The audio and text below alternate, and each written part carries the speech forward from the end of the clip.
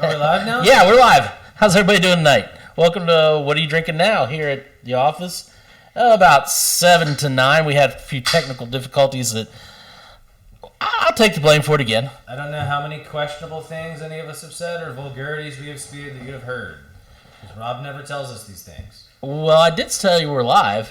Well, just now. Does it mean I can open a beer? Yes. Open a beer. Open a beer. Are you guys signed up? Who's here? What are you guys drinking tonight? Wait a minute. Are we really live? I'm going to find out before I waste this. Now we're live. Who tells me these things? Now we're live. Now we're actually... We were just recording for about a minute and a half. That was the YouTube cut. Okay. Now we're live. He tells me stuff all the time. And, it says, what are you drinking now here at the office? Right here. It says we're live. So... All right, story's starting to clean up You can hear us?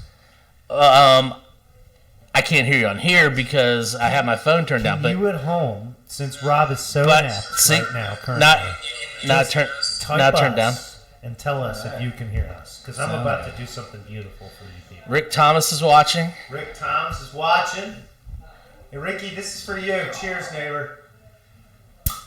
Oh, that is beautiful. That is just beautiful. They had a nice, It's so soft, but yet definite. Like, I know I did something. So, I am going to say I'm a tad bit sad just because I talked Josh out of doing the one he's going to do so we could do that one for the tasting because I was really looking forward to doing that in the tasting. When was that?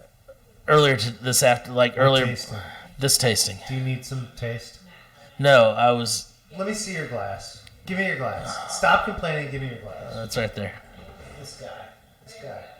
Yeah, and you hear stuff in the background. We do still have a few people. We'll be tasting 3 beers. Oh, if I can reach it. Do you feel left out too? Do I need to? Good. You sure? I'm so good.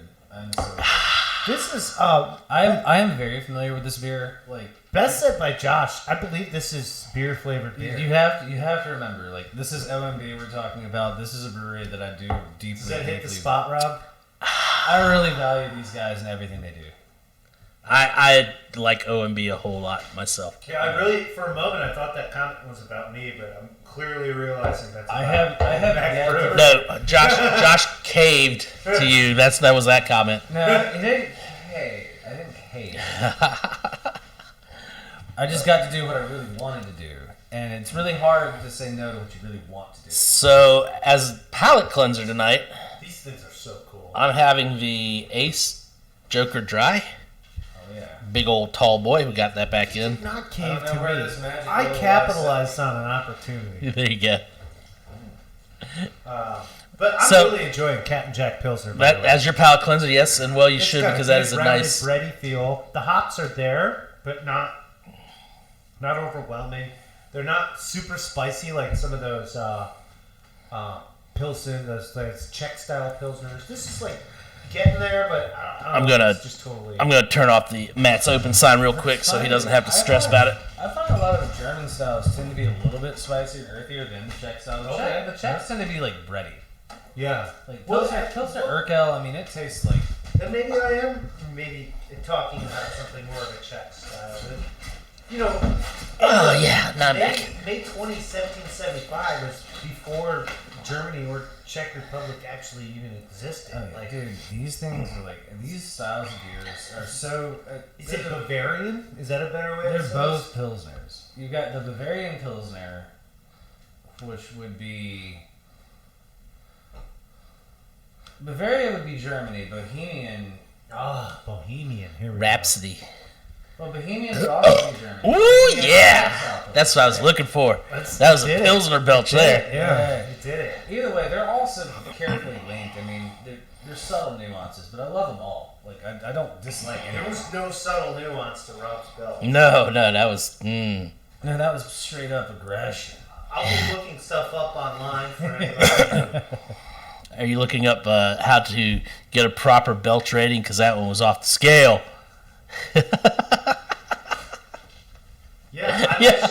I'm trying to figure out, besides Richter you say scale, your, how people rate belches. Taster, not your taster, but your I palate haven't cleanser. said yet. I have the Noble Apple Pie Hard Cider. Another good one. Oh yeah, actually really mildly spiced. It I might really go like in well with tonight's tasting mix. I will say though, the Joker from Ace is always going to be one of my diehard favorite ciders. I thought I caught you drinking one of those earlier. I did. I literally just. You looked refreshed. It was. I am very refreshed. Refreshed. Or instead of refreshed, I guess newly fresh would be a better word. Let's not get into you being newly fresh. No. Who's got beer for us to taste tonight? Both of us. I think you can call them beer. Although I don't think mine's technically called beer. It is beer. This is a really interesting tasting we're about to sit through because. There we go. My doctor says all I of probably these- shouldn't. All of these are going to have crazy strong flavors, and trying to figure out the order of this one is a nightmare. I'm guessing. I'm thinking Nick might want to go first. Really? I was thinking the other way around. I don't know that starting with an 11.5. This is Imperial, you know, and But that it's- might be part of the sealer of it. thick and sweet. Creamier and sweet. Oh well, Let's you just guys can find out what decide. happens. Rock, paper, scissors for it? It might be that it's better to taste mine before you taste something creamy and sweet. Let's just say that. That way there's like this reward waiting for us. Let's Because see yours. creamy and sweet, I don't feel like is going to be the Who brought the taste. bottle opener? I almost went cork and change on I this. have a bottle opener if we need it. I wanted to get into that Boulevard, the Bramble, which is that not a rip on the Led Zeppelin song Bramble? Oh. Maybe it's a reference to the rambling man and telling him to just keep That had a rambling. nice click to it too. I feel like maybe I should almost use the wine glass for this thing. Let's just elevate our pour, see if we can get a color, get some sound in here. So what beer are we talking about here? We have the Ommegang Super Cream. He didn't know where to look. He didn't know what was pouring. I twisted the label. He almost twisted the glass. No, I had to read it and then show you guys while I was pouring. It's red and it's.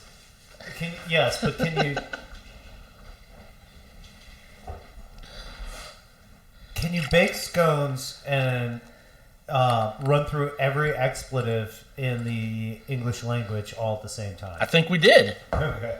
Just wanted to check. I know. I caught you under your breath a couple times with stuff that I was sure was not even in the English language. Oh, that is some Belgian. And also unrelated to scones. Yeah. That is some Belgian funk going on right there, guys. All right. So I'm just gonna say that the. Oh yeah! It smells so familiar. I'm just gonna say that the little TV screen in the bottom says we're having trouble playing this video. However, we are still live on my phone.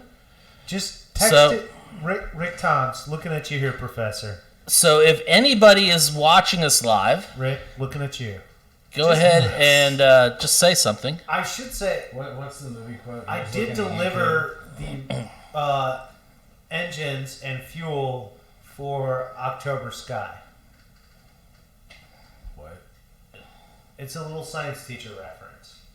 Tobey Maguire, you guys remember that one? No.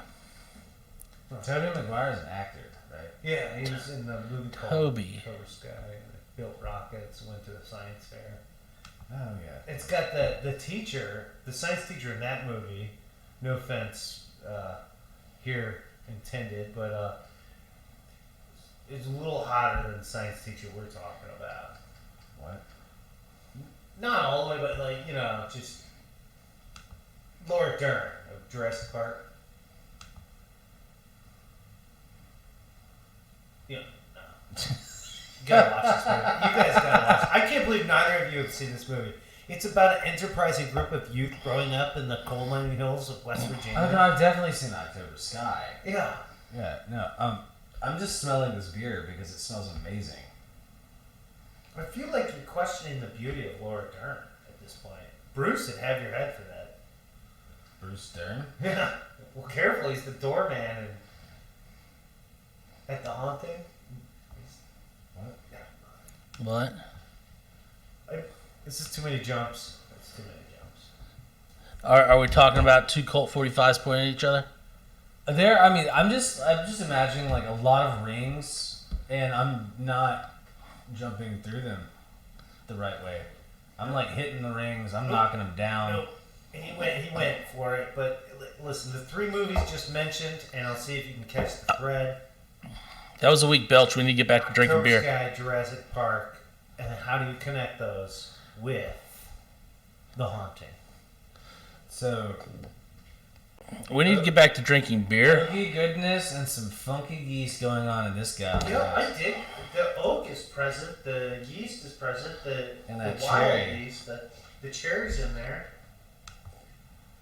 Josh, if I do say so myself, I think way back when we ran that red rye sour, we were like onto something. We were like right in on If we had this. put cherries in it, it probably would taste close to this. And a bit palatable. It was kind of palatable.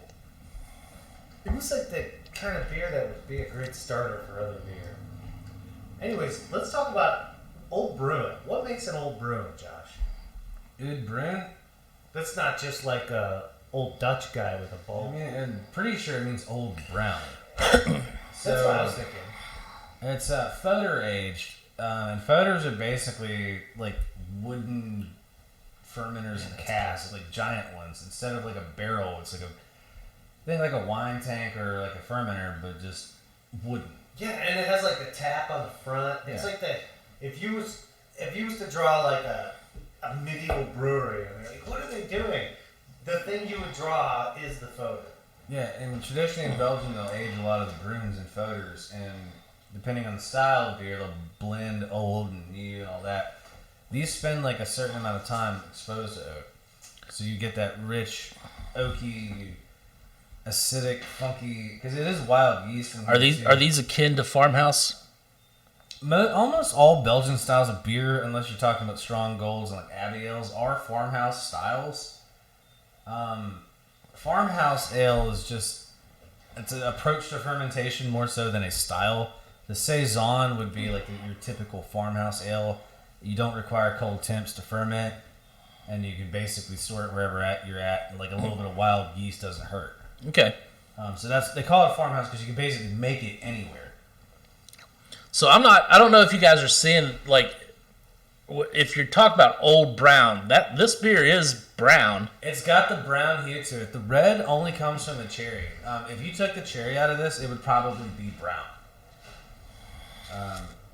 The oak has such a nice impact on it. This is super pleasurable. Yeah. There's all these little. It could just be a cherry flavored beer, but there's more to this. There's something in the texture. There's this softness that keeps reminding you about the oak. There's this way it's soured that's more than just cherries. Cherries are a complement to the souring. Mm-hmm.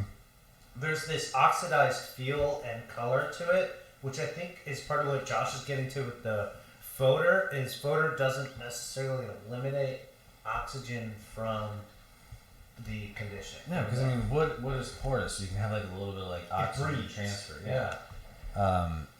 And you get that light sour. I mean, it's a traditional European style sour. Like there's subtlety, there's nuance, there's a lot of balance of flavors. Yeah, it's not gut turning sour. There's a lot of barnyard. I'll tell you that. There's some dank hay kind of taste coming through too, but in a good way. I almost feel like the blessing about this beer is there's so many of these different and diverse flavors that I don't get stuck thinking about any one as being like a dominant, dominating the palate of this beer. It's all about this balance of the oak, the cherries, the malt bill, the wild yeast.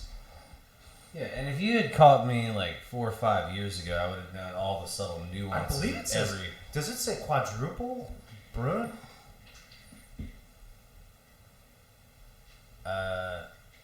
Like I said, I would have known all the nuances. I don't anymore. No, it says a blend of Flemish Oud Bruin ale and Belgian Creek ale with cherries. So it's a blend of Belgian Creek and an Oud Bruin. Yeah, okay. So you got your traditional Oud Bruin blended with like a Creek. Which explains some of the translucence. Like you're saying, if it didn't have cherry, it wouldn't be red. If it wasn't a blended cherry it would be a little darker altogether.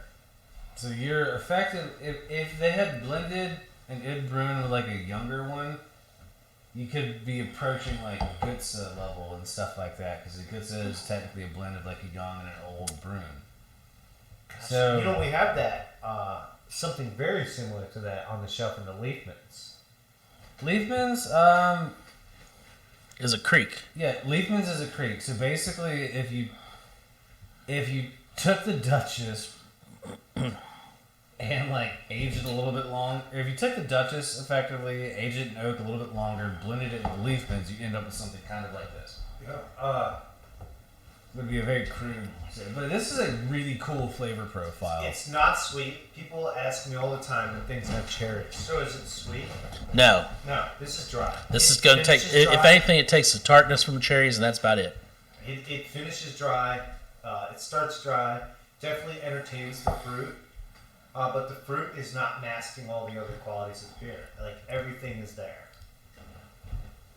I did not know I would have the opinion I have currently of this beer when this beer was cracked open. I didn't know I was going to like it so much. I thought it was going to be gimmicky. My But mustache loves it. It is Ommegang. Ommegang. There's Ommegang. Cooperstown, New York. Home of Hall of Fame baseball. I couldn't see why they wouldn't be Hall of Fame beers. 7.0. If you didn't tell me this was from America, I would easily guess this was from Belgium.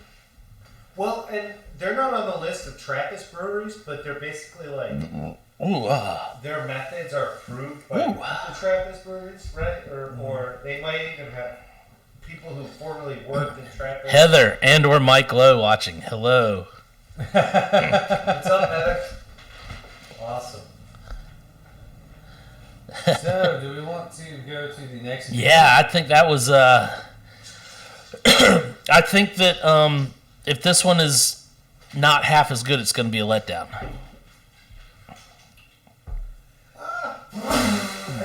Bless you. I think we're ready for That was an 8.5 on the Belch scale.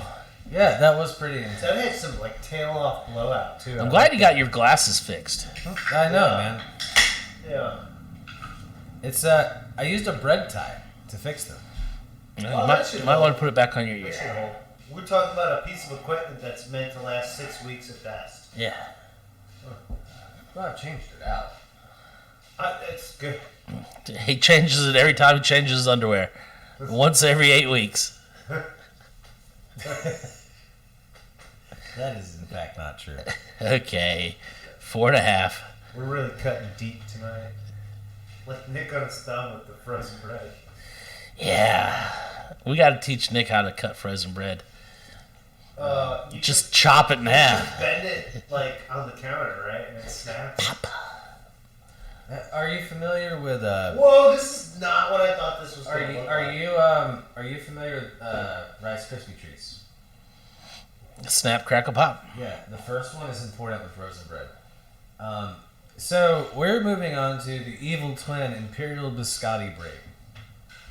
This is a beer I've wanted to have in here for a long time. Rob will gladly tell you that one because I have been hounding him to get this in here. Jeez, look at this. I would like to. This is not what I thought I was going to get. Like, what? This is kind of like it looks kind of like what happens when you change your oil after you went way too many miles over when you should have. I made the Scotty. Who got shorted on this? I did. Actually, I barely shorted myself. Because I'm at the bowl and there's still Okay, cans. well, yeah, we'll split it over here. Come on. I just want to make sure you guys have. Oh, we're moving from 12 ounce to 16 ounce package. Good God, that gets thick. I mean, look at that drip. It's got a nice foam too. All right, so Actually, I'll take that can back now. Look at that. If you throw it at the walls, you get a little foam buildup. So it's an Imperial Porter brewed with. Nicole is watching. Excellent. We're not as entertaining as watching guns shoot, but hey. We had a lot of fun doing that earlier. Watching the videos. Our entertainment format plays out in several directions. We will be a lot more entertaining after you finish this 11.5%er. I can promise you that. Okay, so finally I got the can. Oh, I got the can lined up. Got it. It is 11.5, right? Or 10.5? I can't remember. Why you make me read in small print? I gotta take my glasses off. Because I know you don't have bifocals. It's just fun to watch you play with your glasses online. In this episode, Rob plays with his glasses in a 11.5. 11.5. 11.5. Changed. 11.5, man, that's bigger than 10 feet. Like, that's huge. I've been following these guys for a long time. They actually have a brewery now in New York City. They used to be a Phantom Brewery, is what they were called. Would they give up their Columbus, Ohio brewery? Who? Evil Twin? No, you're thinking Brewdog. Damn. So basically, these guys would create a recipe and source out the best brewery that could have the facilities to do the beer they wanted and contract brew with them. So they would create all these different styles and collaborate with so many different breweries. So the guy that runs Evil Twin is actually the twin brother that runs McKellar. The reason why they call it Evil Twins or Evil Twin Brewing is because they absolutely hate each other, or at least that's the public story. Really cool beer, but Imperial Stout? Imperial Stout. Brewed with coffee, cocoa nibs, almond, and vanilla extract, right? I'm not even gonna try to read all that because, yeah, no, not a chance. I believe that's it. Maybe not coffee, but I'm pretty sure there's coffee in here. It definitely tastes like there's coffee. Oh, so on the front it says Imperial Stout brewed with coffee and with almond and vanilla extracts added. Okay, so no cocoa. So what? No cocoa nibs? No cocoa nibs. Oh, well, they probably didn't need to add it anyway. It's chocolatey enough. It's a rich, thick smell. So, biscotti. Are they going for biscotti flavor, or is that... Or is this like you just need biscotti while you're drinking this? So they're going for kind of like a biscotti flavor profile without putting biscotti in it. And you know, like your typical biscotti is going to have like the chocolatey tones and the layer of chocolate at the bottom. You're going to dip it in coffee, and it almost always has amaretto in the bread too. So they were taking like the base ingredients and turning it into a beer. Okay. So they kind of, this is also like, this beer has been around for a while. This is not anything new. This is like one of the first big, awesome, crazy flavored beers. This came out around the same time Southern Tier started releasing stuff like the original creme brulee things. Yes. God. So, this is an old school classic craft beer, and honestly, it tastes about the same I remembered it the first time I ever had it, which would be about December 2012. So, 9 years on, it still tastes about the same, which is pretty cool and hard when you go from Phantom Brewing to like actually having a brewery. It's thick, it's heavy, it's boozy. Are you saying we... You definitely drink this with me.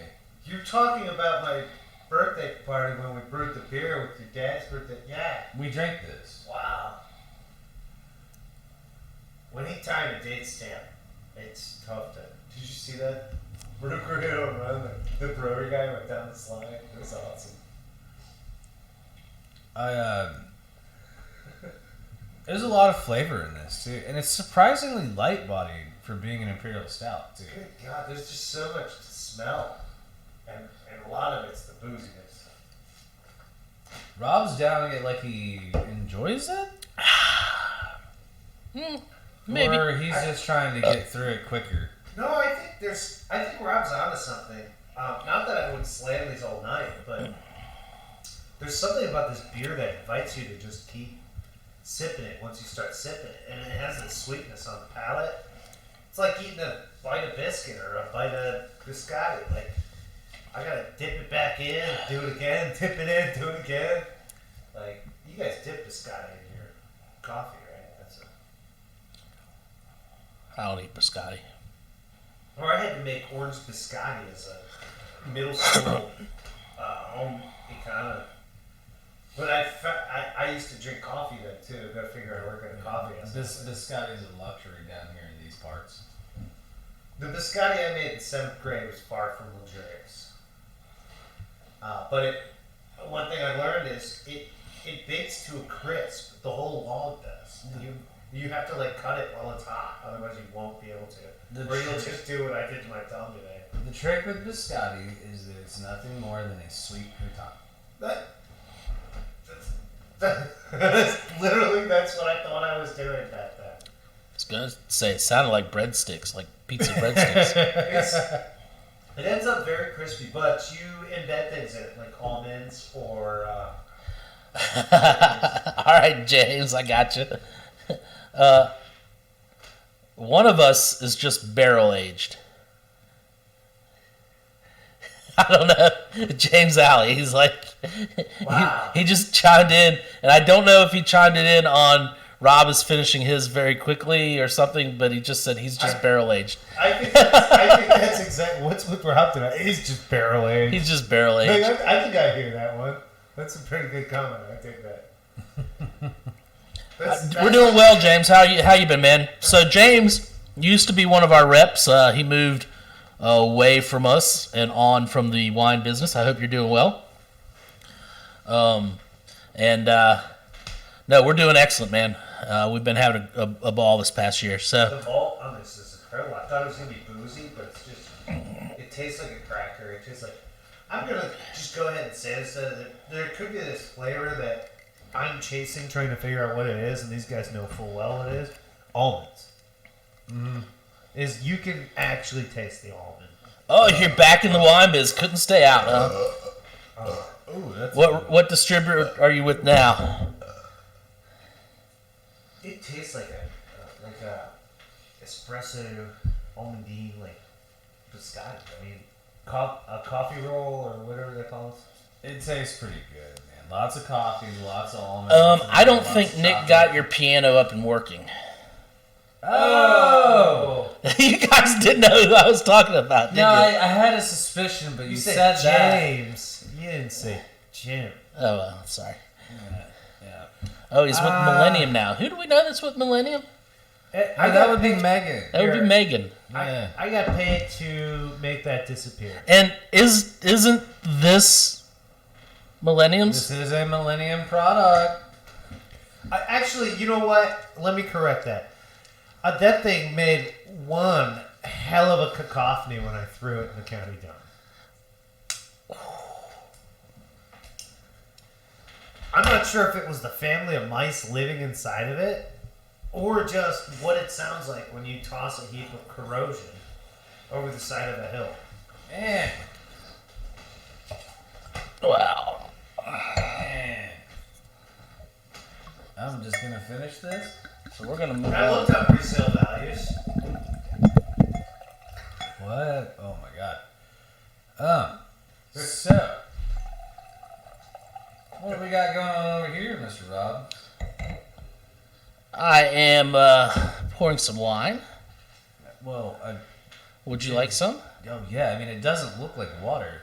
I would gladly pour wine if I had some glasses down here for you. Hey, go long. Yeah. Nice catch, Rob.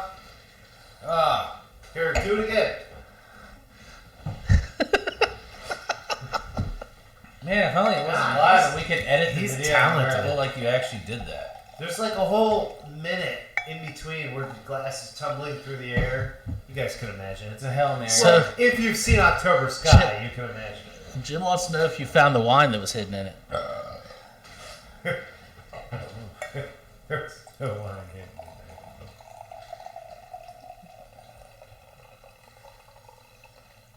It would suck if there was a bottle of Petrus in there.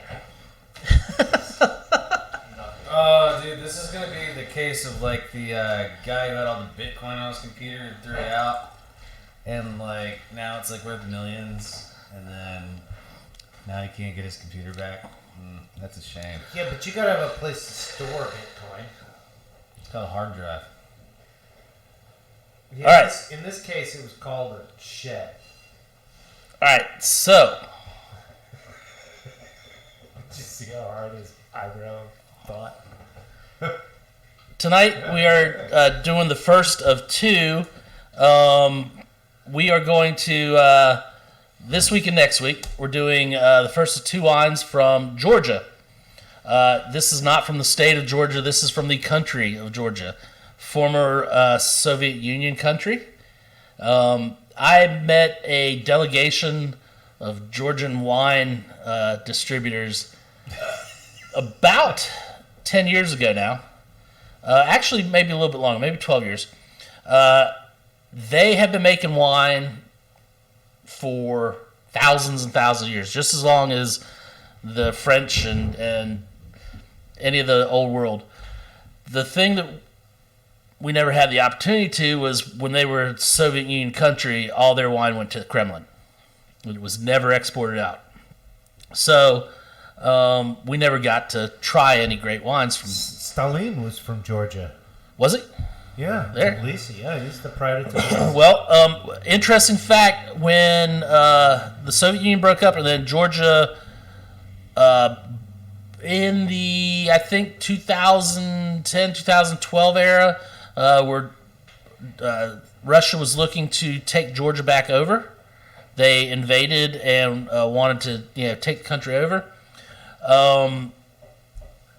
The Georgians were very worried that they were going to destroy their not the vineyards, but the wineries with their tanks. And the reason Russia went back to try to take Georgia over is they wanted the wine. So they specifically went around all the wineries. And one of the reasons that they were afraid of the tanks was because the Georgians make all their wine in these big underground amphoras. These big clay underground amphoras are 10, 15, 20 feet deep. And they're just big clay pots that, like you see on old Greek ships. The little wine amphoras are about 2-3 feet long. These are huge. They send guys in them each year to clean them out, and then they get out and they cork them, for the next year of wine. And the Georgians were afraid that their tanks were going to run over these amphora underground and shatter them. And the Russians were like, no, you don't have to worry about that. We're just driving our tanks around your area. Like they literally knew where the amphora were already. Yeah. Yeah. They're like, we're here for the wine. We're not going to break it so we can't have any of your wine. You guys think we came for the Georgians? Yeah. I'll tell you, one of my favorite things is like listening to you regale these stories of Georgian wine, because it reminds me like the first time I've discovered like The Clash or Depeche Mode. Yeah.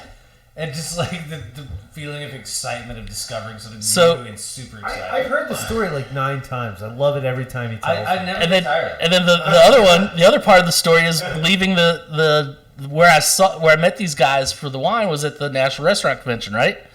In Chicago. And what was it, at the one at the convention center, the big one, the McCormick Center? Yeah, but the craft services were... So... It was actually craft doing the craft services. This was the National Restaurant Association, so I didn't worry about craft services. There was plenty on floor food, but that was the first year of their wine expo. I've been through McCormick. And I saw the automobile show there. Huge place. It's Oh my giant, God! dude. It's so But this was their first year of their wine expos. Wine Emporium. I forget exactly what they called it. I got it on a coaster at the house. But anyway, dark. they had a big pavilion for Georgian wines. And they had like 10 different wineries that were represented there. But there was one guy that was in charge of the whole thing. And so the first day I went through all the other wineries around the rooms and talked to, people from Mayomi and people from, Burley and they're all cool. they're all cool. And then I get to this pavilion and I start talking to a couple of the individual the wineries and winemakers and stuff, and they've all got translators. They've all got different people pouring the wine, and there was this one guy that I just saw bouncing back and forth. Well, he was the guy in charge, and by the end of the day, him and I kind of like made friends. He was actually taking me around to different wineries. Oh, you got to go to this one. You got to try this. You got to try this. And yeah. Go figure. Rob connected with the man in charge. Yeah. And so the next day, it was a 2-day show. The second day, I spent the whole day there. And I drank. I was past tasting. I drank all those wines plenty of times. Oh yeah. At the end of the show, the show ended at like 5 o'clock because it was a Sunday. So at the end of the show, saying my goodbyes, getting ready to leave, he's like, "Oh, wait a minute, come here, I got something for you." Now imagine this. Man, this is in a big, Eastern European, dialect. I got something for you, and he gives me 2 cases of wine, all mixed, all whatever. And I'm like, well, I can't carry all this by myself. He's like, oh, you're fine. So I'm like chugging out 2 cases of wine and get to the door to the expo. And the guard at the door is like, you can't leave with that. I'm like, but he gave it to me. So I don't care who gave it to you. You can't leave with wine out of this room. So I went back to the tent and he's like, oh, we got you covered. He went and tried to talk guy into it. Guy wouldn't let him leave. He's like, oh, come here, I got you. So like a true Eastern European, former Soviet Union. Meet me outside we went, the tent. We went to the back door of the McCormick Center, the loading dock. I've been there. And I worked for the railroad. And there was a guard there. Well, without getting into too much trouble with the guard, the guy just pulls out 2 bottles of wine from my 2 cases and hands them to the guard. Guard's like, oh, okay, well, I guess you can leave with those. So the guy sticks with me because he doesn't know how many other guards there's going to be. And there's a couple more that he has to bribe with a bottle or 2 of wine. And then by the time I make it back to the hotel, I'm down to 1 case of wine. It's a great story about Chicago right here. I'm down to 1 case of wine. This is a great story about security anywhere.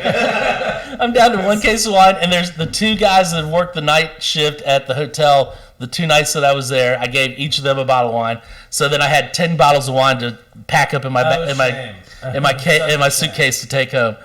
But that's my story. But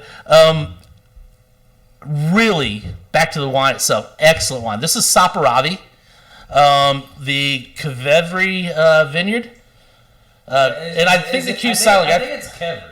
Yeah, I think you're right. Yeah, I think the first V is silent. So I think it's Kevri. And this is the product. Now they just call this a dry red wine. Saperavi is the grape, however. It's akin to Cabernet Sauvignon. It could arguably be the progenitor to Cabernet Sauvignon, but don't let the French hear you say that. You're talking some serious like deep dive history. Is that label? Is the picture on the label is the amphora? That's correct. That's correct. That's an amphora, and then embossed is a Q for the vineyard around the amphora. I don't know if you guys can see it, but it just kind of shows up in the. And then we do have another wine from a former Soviet bloc country that harkens back to possibly claims to be the progenitor of Zinfandel, I believe. We have Dingjak. Yeah. Dingosh, yeah, that's. That's the Croatian. The Croatian, that's right. Yeah, the Croat wine, right there. What Nick keeps calling Vladi Divac is not. It's Dingjak. Yeah. What's the? Yeah. We have a lot of really cool Eastern European wine in here, actually. Oh, we do. We do. I've really been enjoying this year. And this year especially, right. This year and just the end of last year, we've been getting a lot more coming in. This does remind me of Cab, but it is distinctly different. It is. It's a really cool nose going on with this. And I think a lot of the difference on the flavor profile is from the clay amphora that they're actually, So literally, Rob is the guy tonight giving me the least allergenic item. That's so far from normal. I do enjoy the nose on this. I'm getting some just like raspberry creeping out, touches of like sour cherry, like we experienced with the Creed. And there's a deep plum in there. I'm getting a lot of fig. I want to dig beyond the fruit though. I really want to find because also date. I'm really getting a lot of date with this. So it's almost red and black fruits, like at the same time. Is that what I'm getting? with the berry flavors that you guys bring up, they're almost like, to me, when I smell it and when I taste it, it reminds me of like a desiccated version of them. There's something really Like a cool dry- about the way this. I'm sorry, palate I was looking at my glass. There wasn't anything wrong with the wine. I just feel we need of to this? throw this away at the end. It's got a crack. Oh, I was just trying to see if that went through, and it no, indeed that does. happens. Yeah. It's been listening to Dave Chappelle too long. Yeah. I'll just drink from the other side. The feel, the texture of this is not like your typical over reduced like Cali. I still feel like there's quite a bit of hydration just present, which makes this very drinkable. The tannins are considerably lower than a cab that you're I don't used get to. wood tannins. I still get those fruity structure tannins. They're Seed, stem, skin. they're lower, but they're lingering. Yeah. So they're not as in your face. And Yeah, they are there on the side. but they don't go away. Yeah. And what is clay made from? Like Dirt. dirt. What is dirt? You know. Dirt don't hurt. Yeah, but clay even specifically is like certain types of trees decomposing over time. So to say that there wouldn't be tannic acids available in clay, they're just so like way down from live oak. It's such a cool flavor and mouthfeel in this too. Now, is this your guys' first time trying this? No, this is not. Because I didn't know think if one. you got me to I got a sample. bottle. I didn't know if either one of you got a sample. I know we did try it all together, but I believe it was in one of the dry runs. Yeah. Okay. For the For people the who were for- catering former for dinner, wine yeah, dinners, that no longer exist. And we were sampling the this. what? Yeah, the one. Okay, I didn't remember if I had shared it with you or not because I when you know sampled this with me. Branson you had me guess what region, and here's the best part was. I was not wrong with the continent. It's just that I picked the world's largest continent. Yeah. I thought these were from India or like some veil of Afghanistan or So Pakistan. you were shooting just a hair. I was like shooting like Hindi you were Kush. shooting a little more east. A little, Yeah, a little hair more south, a little more east. You go a little bit more east, and then you're in Asia. You know, this is like part of the cradle of civilization. Like this whole section of the world. You know, Which? there's a lot. right along the Mediterranean. Okay. Just And in fact, I think they don't have a large If you go north Mediterranean. from Mesopotamia, like this is like right there. is this before or after the Black Sea existed? I don't know about that, but I don't believe they have a huge Mediterranean coast. But I don't believe they're landlocked either. I think they do have a little Mediterranean I believe coastline. It's the Black Sea coast. Okay. Yeah, They're on the is isthmus. it black or Caspian? In between the Caspian and the. However, they're a west-facing nation. Yes. I believe Because that's well said. Georgia's over there near Azerbaijan and Armenia, right? Yeah. Which places Georgia actually borders with is pretty strategic. And Azerbaijan has two different parts, and Armenia. I'd say it probably borders Armenia. And there's also another Russian state, Republican state that's very Chechnya. You know, is just right in that order. It might be Yeah, strategic. you got the Ukraine over there, yeah. So I don't know that Ukraine borders this. I think Ukraine's going to be on the other shore of the Black Sea. I was thinking Crimea, not Chechnya. Sorry. Hey, Crimea River here. Crimea. Yeah, Crimea River too. I don't know all this That geography. is a sad comment. That is, Yeah. man, Actually, well, feels, I'm bro. gonna skip the politicalness of it and just say that, in our modern era, watching Crimea go like between like since basically the outbreak of these world wars in the early 20th century, it's been a part of like 4 or 5 different nations or empires or republics. It all boils back to the fact that there are a few ideal places everyone wants to be at, and everyone fights over them. Well, if I can go to Georgian wine country, I'll be there. Yeah, no, this is amazing. Rob brought it up best. Even when the Russians came back, their tanks tread lightly. Yeah. With good reason. It doesn't matter who you are if you know the place makes good wine. It's like, I don't. You're telling me to do what? No. Dude, it's only an hour around if we just go this way. We don't have to run directly through there.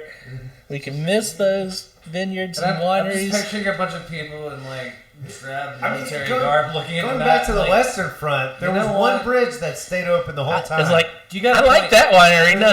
reason why it goes through Combs. You've got a point. You've got a really good point here. Yeah, we'll just take the hour, go around. So maybe winemakers saved wars. I don't know. All I know is this is really good. Yeah. They make them, they bake them, and they fade.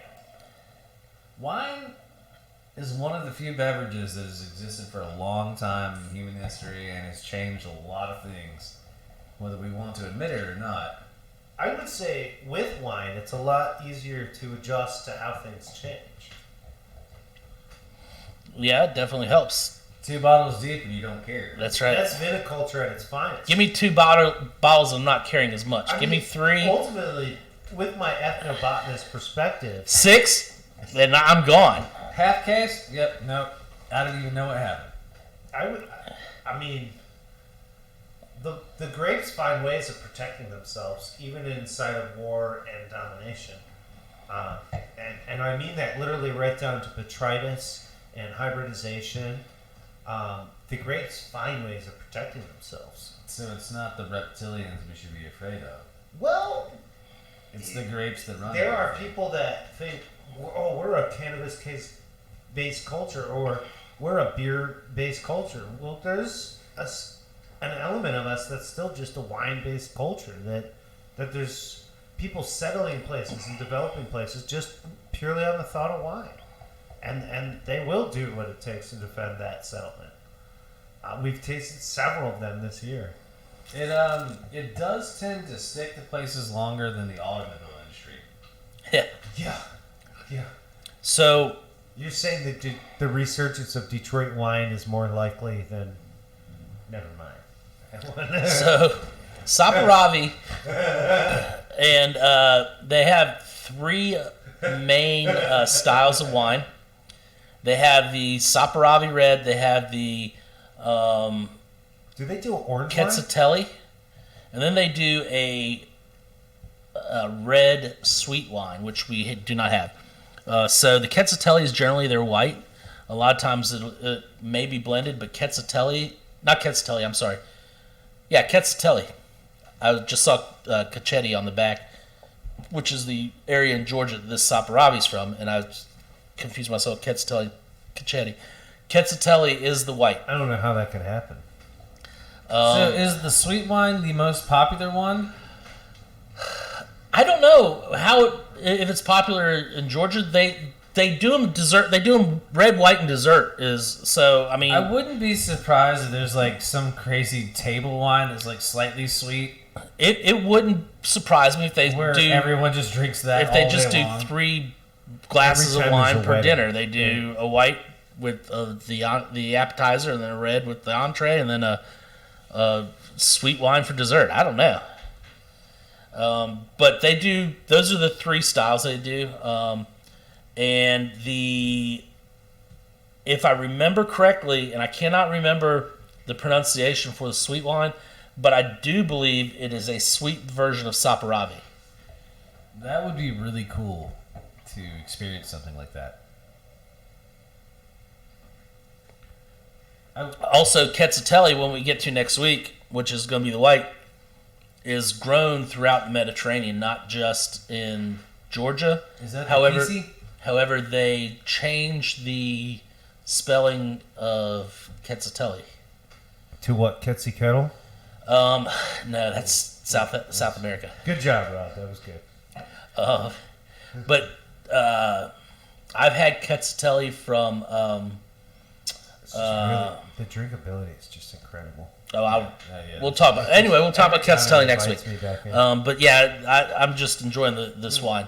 Before we just like ramble on about this for like the rest of So the beyond night for 2 more hours. geopolitical, cultural reasons to enjoy this wine, can I just talk about what's in my glass? Because that's what I'm drinking now. This thing, It doesn't show giant legs, and that doesn't surprise me because although I get a very just like pure wine smell, It is a 2018 of Cabernet Sauvignon with the smells and stuff, it just reminds me of something very close to Cab, which you said earlier. This is akin to. They would like to say it's the progenitor of. Color is deep. Like not even see through. Like I can't even see a light bulb through this. Yeah, it's ink black. So to call this translucent would be. It's just not. It's very. It has like opal like look to it, where red very quickly turns into obsidian darkness. Just dark. It eats the light. There just is not reflectivity going on in there. There are legs visible eventually, but they're not tall, and they don't form tall. They actually sit real short, but they spread nice and wide. And this is one of the things that Josh and I always talk about when people are looking at legs and they're trying to judge a wine, is we always tell them it's a three-way balance. It's not just sugar and alcohol. It's a sugar, alcohol, water balance going on. And this is one of those moments where I could get Rob to quote alcohol percentage if it's listed on the bottom. I'm gonna save you guys a little bit left. I don't normally do that, but I really like sharing this. I'm I'm just gonna pass the bottle, Nick. what I want to focus on is just the pure drinkability. Nick, thank you so much. Wine. Just the drinkability. This is good with food. This is good before food. It would make you hungry. It would make you feel satisfied. I could see why they have a sweet wine. Basically, it tells you when it's time to stop drinking this. Yeah. Oh, we're getting the sweet stuff out, so you can put That that. was a perfectly even pour. Subconsciously. Subconscious. You're welcome. It's the things he does without his mind. That's right. This I just dig it from labeling to the bottle. GRW. You just don't see GRW on stuff. No. I really dig that. Yeah. I don't know. Besides just look, color, drinkability, and things we've already talked about, I just have to say, like, I don't know what food they eat in Georgia, but I'm guessing it's pretty much all of it. Yeah. I do know that. Now I'm sure different cultures along lines, but I know Romania, which is not far away. They're not right next to them, but they're same former Soviet Union and the same general. It's like Nebraska and Texas. Yeah, they're Opposite sides of the Missouri River, but they're more plant based. still They in the do United have States. seafood and goat and stuff, but they're more plant based, and they're I could see the applications to plant-based and almost like you're talking about when you mentioned root vegetables. Romania, Bulgaria. We're talking about like the birth of wheat. Yeah. And so things that pair A lot well, of breads. yeah, with breads and bulgur wheats and sprouted wheats and taboulehs and things like I've that. got that recipe of the flatbread that I showed you a while back. I could see this with Yeah, flatbread. to try. I could see this with Flatbread. flatbread with like yeah, I vegetable remember paste. Yeah. Or yeah. a bean paste. all I can coming see this back with to you bean now. salad. I can see this with vinegar, red on a bean salad with like red onion and beets. I can see how this entertains the sweets of sugar root crops, while at the same time supporting the heartiness of bread. Yeah. And that's what I get from this wine. So like talking about what protein could build on this is almost like superfluous. Like it's gonna go with it. Does that protein go with bread? Yeah, then yeah, this will do it. Yeah, and I'm guessing that they're probably main protein. They may have cows, but I'm thinking they're mainly goat. Yeah. I, from the first moment I tasted this, it made me think of a goat. I mean, they're Goat and lamb is where I'm at Yeah. with this.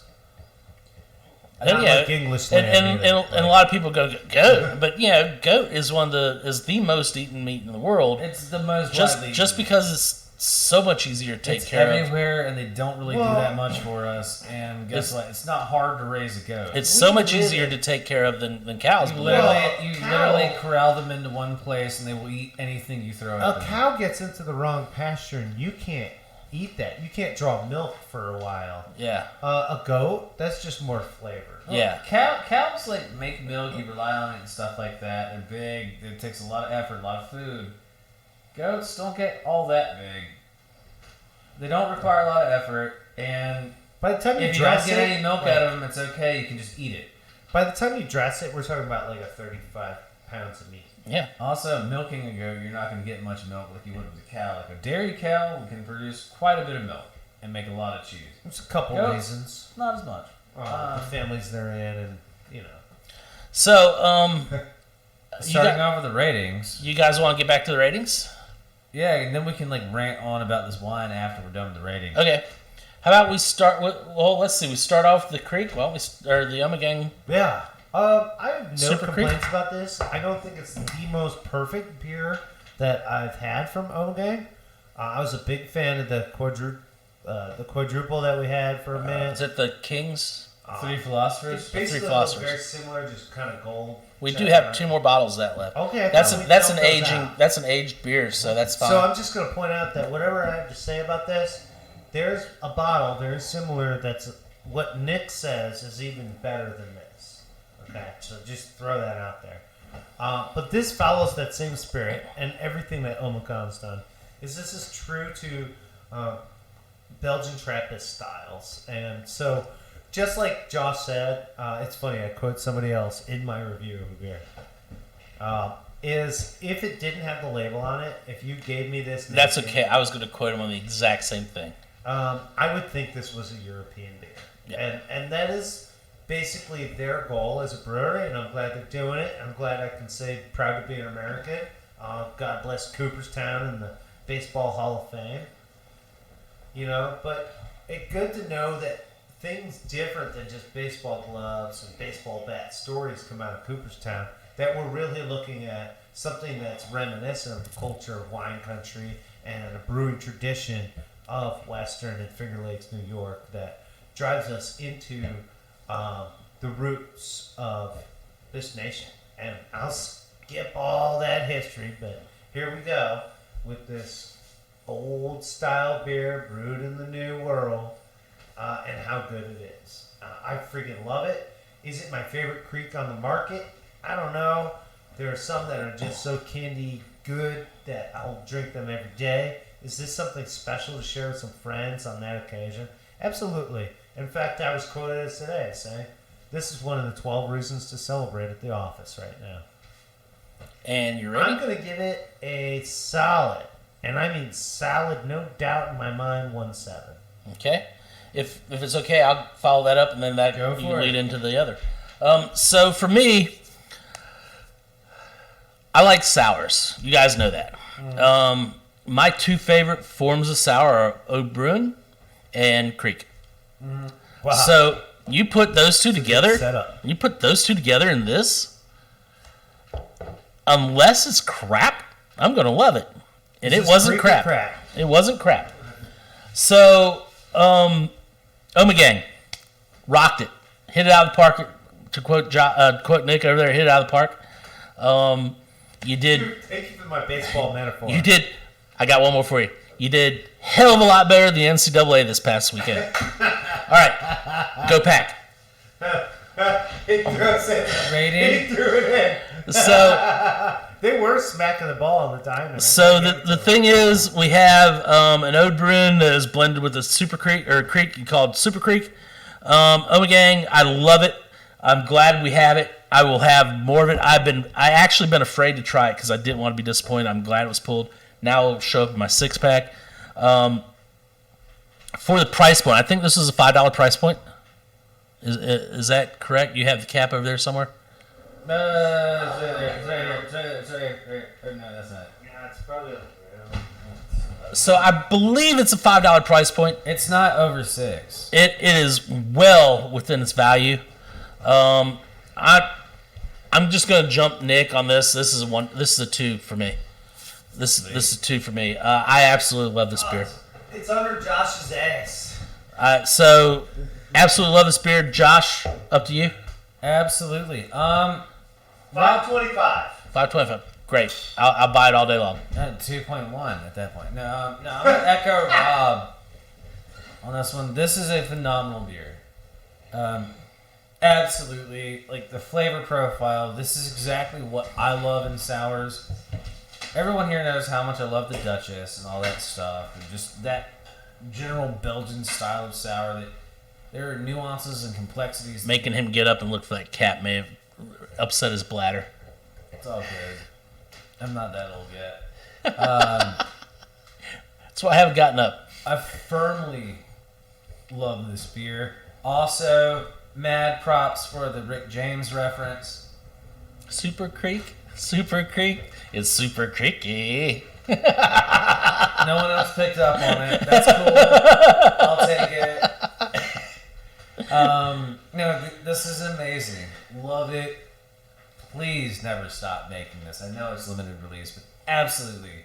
If I had 3 thumbs, I'd give it, but I'm pretty sure the 3rd thumb is like illegal to like show on TV. So solid 2 then, right? Absolutely. All right, very solid. So that brings us to your beer there. There it is. The Evil Twin Imperial Biscotti Break. As much as I would love to give this one like an absolutely perfect rating, I've drank so much of it over so long, and I've had so many crazy Imperial Stouts that are really, really life and world changing. So I can't give it a perfect 2. Can you pass me a bottle? Can you pass me a bottle?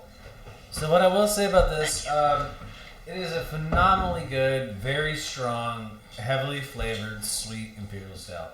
I'm going to give it a solid 175. Price point on it is 5 1/4 as well. 5 1/4 as well. You're getting 16 ounces. You're getting bang for your buck. This is so much cheaper than it used to be back in the day. Like back in the day, you'd have to like go in on a bottle with somebody if you could find it. It's present at multiple places now. It's really solid. Delicious, sweet, thick, syrupy. If that's the kind of beers that you're into, really rich ones that you can sip on for a bit. I know we did it tonight, but we also have time constraints too. And I think it might be starting to hit me. Yeah. So 175, Evil Twin. They've always done a good job with a lot of their beers. Some of them a little crazy, but 175 for me. Yeah, I'm actually also in with I'm gonna call it a pretty stouted, a pretty high up rating. That was good, stouted. I'm gonna throw in a 165. Here's why. This is not always my favorite category of beer, but I gotta give a nod to what Josh is saying here. Is if dark, thick, syrupy, imperial stuff is your thing, this is a 2-pointer for you. This is all the way. Just say yes. 11.5. First off, how many palatable beers do I even know at 11.5? Not a whole bunch. Yeah. This thing's so palatable. Rob slammed it in like a sip. He made it look invisible real quick, and this thing was blacker than night. Biscotti, yes, it actually really down to the essence of it.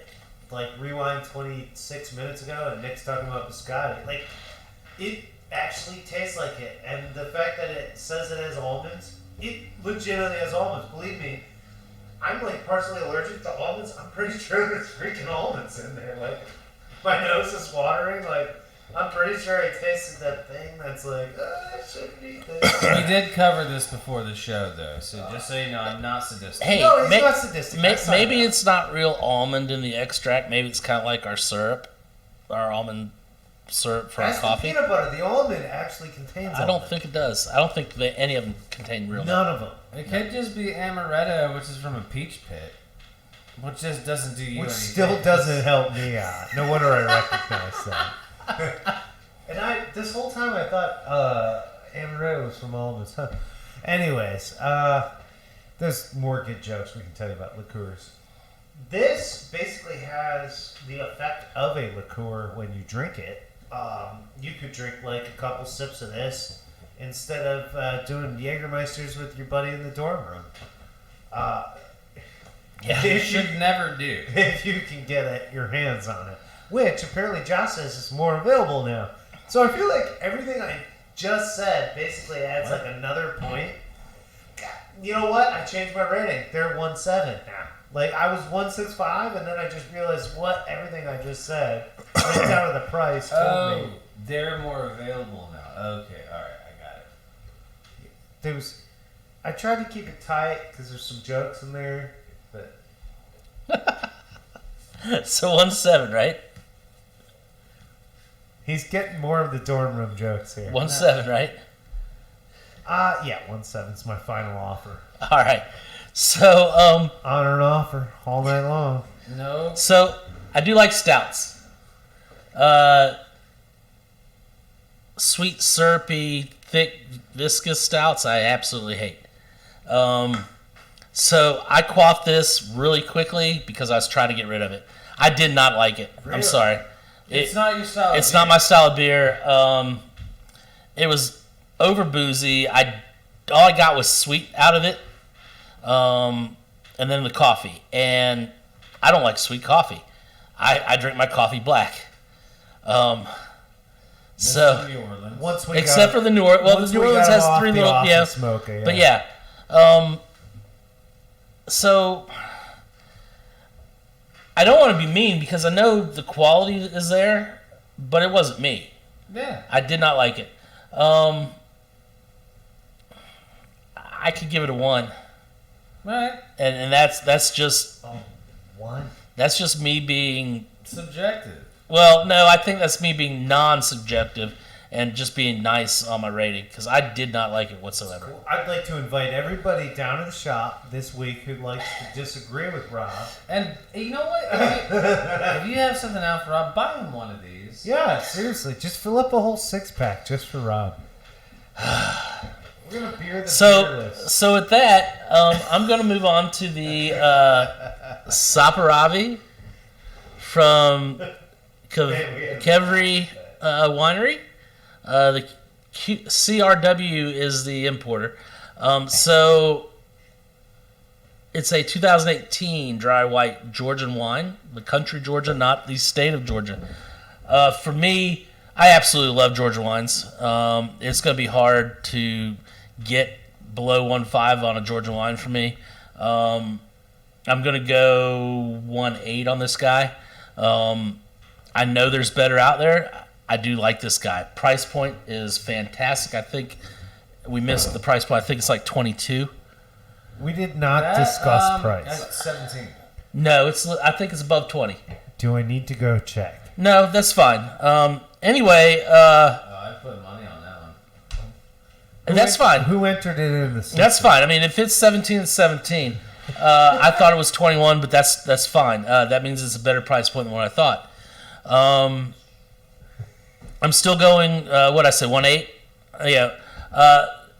I just because of my personal experience with the whole Chicago National Restaurant Association Food Show with that, that wine thing and just Did you wake up in Greektown? Day and a half. No, but the day and a half I spent It's a 1.9. at the Georgian Pavilion and just got to meet a bunch of good people and good winemakers, and then got a bunch of good wine.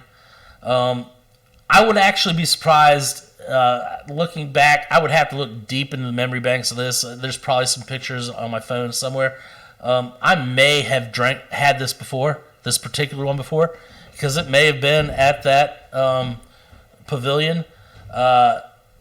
There's some really good Georgian wines out there. I wish we can get more of them. These two are the only ones we have available to us at this time. But the more that come on the market, we will be selling them because we will hand sell them. Because I think it's a very unknown, and it's definitely a hand sell. But it's something that I would love to get the American population known about, even if it starts with us here in Southport and works out from there. I think it's a great wine. I'm going to stick with 1.8 just because I've had their better stuff as well. Cool. Do I get to go? I don't see why not. Sweet. I absolutely love this. I did check. We're sitting at 17 on this. All right, awesome. Better price. Better price point than I thought. Well, but that's the thing. It tastes like something at that price point. Like, it's ridiculous. Amanda Jane Holland, if you came by the office tomorrow, what would you recommend for a sweet wine? We have a Cavicchioli. We have sorry, Josh. Just trying to answer this real quick for her. Oh, no, you're good. You're good. So we have the Cavicchioli. We have the Oliver Blueberry Moscato. We have the C3. We actually have a good degree of sweeter wines going on. The Contre Moscato is a good one as well. Yep. That's the temporary Lola replacement. We have Rambunctious. We have Rambunctious in the. We have the Ram. That's a nice choice. Yeah, the actually. Rambunctious and Radiant. No Radiant. We just have one bottle of Rambunctious left. That is a sweet. I thought it was bubbly. R&R. Yeah, the it's just the Rambunctious in there. Oh, okay. I thought it. Okay. We got the Sandara Mojito as well. That's right. And there's a new Moscato on the shelf. Definitely worth trying out. C3. What'd you call it? The Contre. The Contre. That's right. Yeah. I'll be here from 10 to 2 tomorrow. Stop by, and then I'll gladly show you what we've got going on in there. Yeah, there you go. If you miss Josh, I'll be here in the afternoon. All right. So, saying that, back to your rating. Sorry, Josh. I apologize. It's all good. No, it's all good. I love to hear from anybody. Yeah. No, this I think this is a phenomenal wine, especially at a $17 price point. We're talking Georgian wine here, not something you see often. I'm gonna give it a solid 1.8. It's really hard to beat. It's a really cool, exciting taste. We here in America, especially with California stuff, we have heritage and a lot of really cool technique and flavors. But they have legitimate history over there, where we're talking about 100 years, 200 at the tops. We're talking thousands. Exactly. Over here, we're talking. We don't even know when these Amphora were made. That's true too. You couldn't even date them without destroying them. They're so old. So there is a heritage there that goes far beyond anything we can find here. And you can taste that in the wine. This is a flavor that you cannot get anywhere else. And that makes me, my personal rating is way higher than 1.8. I love this kind of stuff. But completely objective, 1.8, quality flavor, quality of the wine, at the price point, 1.8. Nick, you want to finish this off? 1.7. Not to detract. You guys, all right. That's a good rating for me. Mm-hmm. I just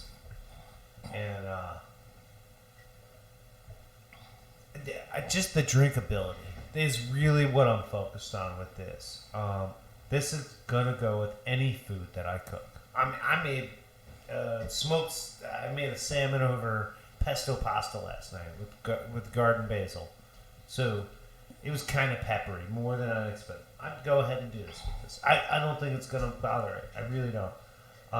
And then we were talking about goat, and then I was bringing up lamb, and we were talking about cuts of beef. Yeah, all of it. But really what it's going to do is those root veggies, those ground veggies, those turnips and taters, turnips, beets. Everything's just really going to wake up with this and really invite you into your protein. That's a focus for me. And from week in, week out, you're going to know that. And so almost like blind taste test on a red wine, does this go with dinner is really the question to Nick. This goes with dinner, before dinner, maybe a little after. This goes with any fine Georgian wedding that I have to do, any Georgian holiday I could celebrate. I might even throw a glass of this down just for Kazimir Pulaski Day, based on Rob's story. Thank you, all you Chicagoans. My point being, this is a solid wine. All three is. All right. So 1.7. Yeah. Excellent. Well, I am glad you guys enjoy this because I know it was that short, but I still made him laugh. I am glad you guys enjoyed it. So that's going to bring us to the end of the show tonight here at the office. Josh, I think you have something to say for us. Absolutely. If you're checking us out on YouTube, it's obvious that we could definitely use some kielbasa in our life. Yeah. And if you have a good source for legitimate Polish kielbasa, please either let us know or bring some samples in. I mean, we are a big fan of grilling out back the shop for our staff meals, and we could really use a good sausage out there. Outside of that, please do remember to like, comment, and subscribe below the video if you have fun. If not, I mean, you don't have to do any of those, but you should do at least one of them. I don't know, play rock, paper, scissors with yourself to figure out. Other than that, have a great night, and we appreciate you chiming in. If you don't tell us how you're feeling, we don't what know. You're drinking, we don't know the answer to either of those questions. That's right. So with that being said, that's another evening for us here, and hope you guys enjoyed it, and we will see you next week. Have a good week until then. Yeah.